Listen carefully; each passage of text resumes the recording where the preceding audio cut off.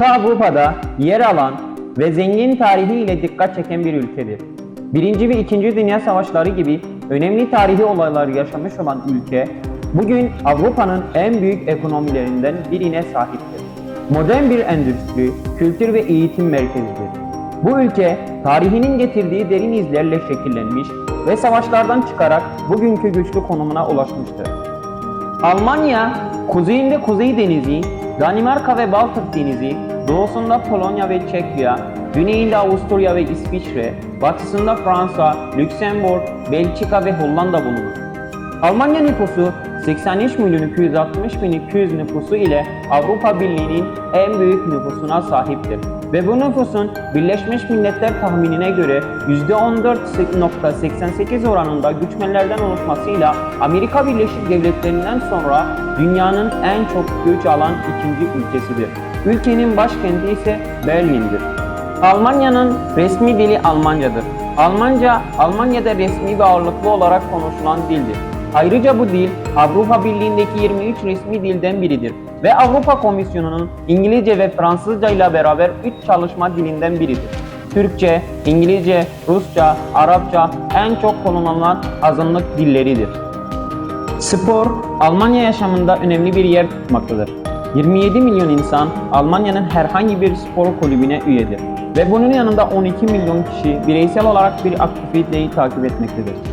Futbol en popüler spor dalıdır. 6.3 milyon resmi üyesiyle Almanya Futbol Federasyonu dünyada kendi türünde en geniş organizasyon kurumudur. Bundesliga, dünyadaki tüm profesyonel süper ligleri arasında en fazla seyirci ortalamasına sahip ligdir.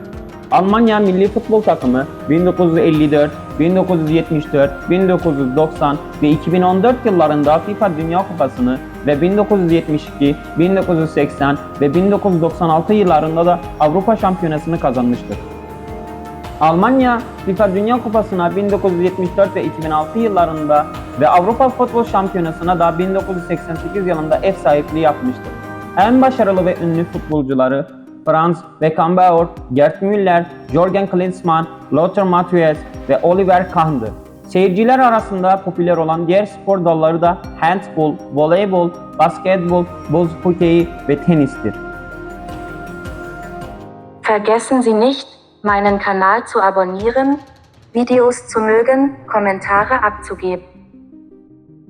Don't forget to subscribe to my channel, like videos, make comments.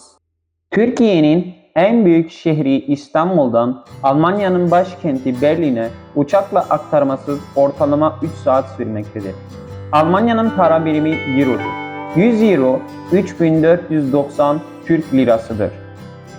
Almanya'da din dağılımı şöyledir.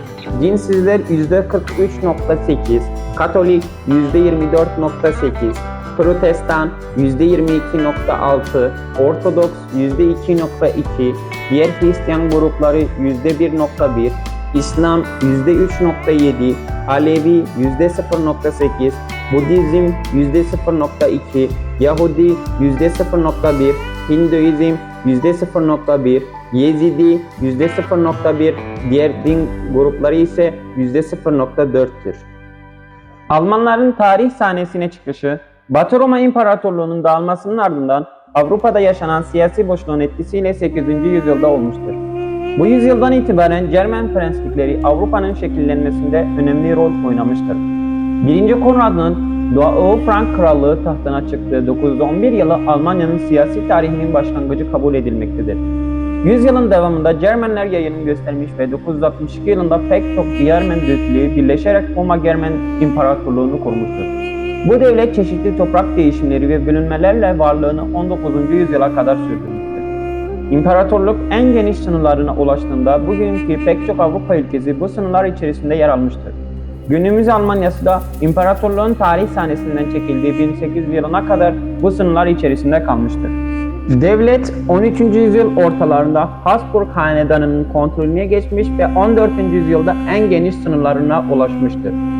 16. yüzyıl ortalarında Martin Luther öncülüğünde kiliseye yönelik başlatılan hareket Protestanlığın doğuşunu hazırlamıştır.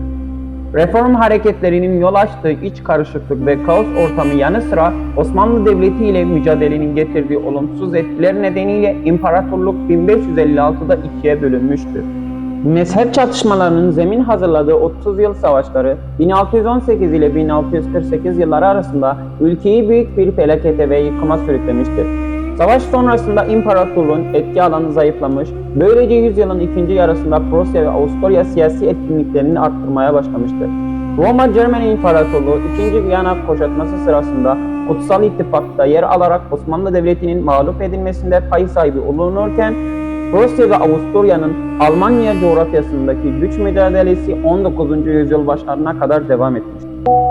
Fransa ihtilali sonrasında Avrupa yeniden şekillenirken 1806'da Napolyon'un desteğiyle 16 Alman prensliğinin bir araya gelmesiyle kurulan Alman Konfederasyonu'nun imparatorluktan ayrılması Roma-Cermen İmparatorluğu'nun da sonunu getirmiştir. Konfederasyona katılmayan Prusya ise Fransa ile girdiği savaşta mağlup olarak toprakların yarısını kaybetmiştir. Ancak birkaç yıl sonra Napolyon'un yenilgiye uğraması sonrasında Ren Konfederasyonu dağılmış ve 1815'teki Viyana Kongresi ile aralarında Avusturya ve Prusya'nın da yer aldığı irili ufaklı 39 devletten oluşan bir Alman Konfederasyonu kurulmuştur. Takip eden yıllarda Prusya-Almanya Konfederasyonu içinde giderek sivrilmiş ve özellikle Otto von Bismarck liderliğindeki Avusturya üzerinde üstünlük kurmuştur. Bu süreç 1866'da konfederasyonun dağılmasıyla sonuçlanmıştır. 1868'e gelin bu yapı 1871'de 1. Wilhelm'in imparator ilan edilmesiyle Alman İmparatorluğu'na dönüşmüş, Avusturya ise Macaristan ile birlikte 1867'de 1. Dünya Savaşı sonuna kadar varlığını devam ettirecek olan Avusturya-Macaristan İmparatorluğu'nu oluşturmuştur. Milli birliğini sağlamasının ardından hızla sanayileşen ve geride kaldığı sömürgecilik yarışında en önemli rakipleri Fransa ve İngiltere'ye karşı mevzi kazanmak isteyen Almanya, bir taraftan Afrika'da Togo, Kamerun, Namibya, Ruanda, Burundi ve Tanzanya'nın bir kısmını ve Pasifik'teki bazı adaları sömürgeleştirirken, bir taraftan da Osmanlı Devleti üzerinden İslam coğrafyasındaki etkinliği arttırmaya çalışmıştır. Ancak hızla güçlenerek Fransa ve İngiltere'ye karşı tehdit edici bir pozisyon alan Almanya'nın bu durumu 1. Dünya Savaşı'nın zemini hazırlayan etkenlerden biri olmuştur. Savaşa Osmanlı Devleti ve Avusturya Macaristan İmparatorluğu ile birlikte giren Almanya, savaşta büyük bir yenilgiyle çıkmış ve Kasım 1938'de gerçekleşen ihtilal Alman İmparatorluğu'nun sonunu getirmiştir. Haziran 1919'da imzalanan Versay Antlaşması ile savaş resmen sona ermiş ve ülkede 1933 yılına kadar devam edecek olan Weimar Cumhuriyeti kurulmuştur. Savaş sonrasında oluşan şartlar Almanya'da milliyetçi politikalar beslemiş, 1933 yılında Adolf Hitler'in iktidara gelişi Weimar Cumhuriyeti'nin de sonunu kabul edilmiştir. Nazi Almanyası, Versay Antlaşması'nın hükümlerini ortadan kaldırmayı öncelikli bir hedef olarak benimsemiş ve Alman ırkının üstünlüğünün anlayışına dayanan Nazi politikaları 2. Dünya Savaşı'nın zemini hazırlamıştır. 1939-1945 yılları arasında devam eden ve çoğunluğu sivil 50 milyondan fazla insanın hayatını kaybettiği 2. Dünya Savaşı'nın baş aktörlerinden olan Almanya, savaşın ilk yıllarında hızlı bir ilerleme kaydederek başta Avrupa ülkeleri olmak üzere pek çok bölgeyi ele geçirmiş olsa da bu savaştan da büyük bir mağlubiyetle ayrılmıştır. Savaş sonrasında Almanya müttefik devletler tarafından işgal edilmiş ve biri Sovyet Rusya, diğeri ise ABD, Fransa ve İngiltere kontrolünde olmak üzere Doğu Almanya Alman Demokratik Cumhuriyeti ve Batı Almanya Federal Almanya Cumhuriyeti devletleri ortaya çıkmıştır.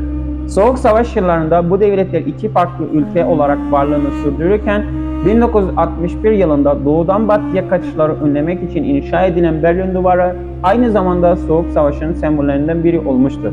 9 Kasım 1989 tarihinde Berlin Duvarı'nın yıkılması ve Soğuk Savaş'ın sona ermesiyle iki ülke birleşmiş ve 3 Ekim 1990'da sürecin tamamlanması üzerinde Doğu kesimi Batı'ya dahil olmuştur. Almanya hali hazırda Avrupa Birliği ve NATO içerisinde öncü pozisyon sürdürmektedir. Almanya'nın şu anki Cumhurbaşkanı Frank-Walter Steinmeier, Almanya Ulusal Marşı.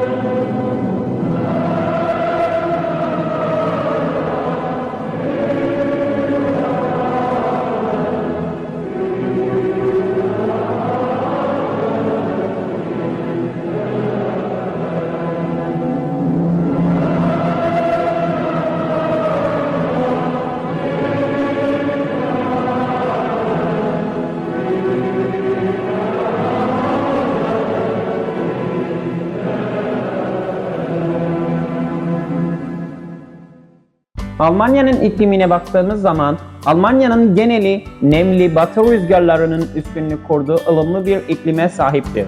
İklim Körfez akıntısının etkisi altındaki Kuzey Atlantik akıntıları tarafından etkilenmektedir.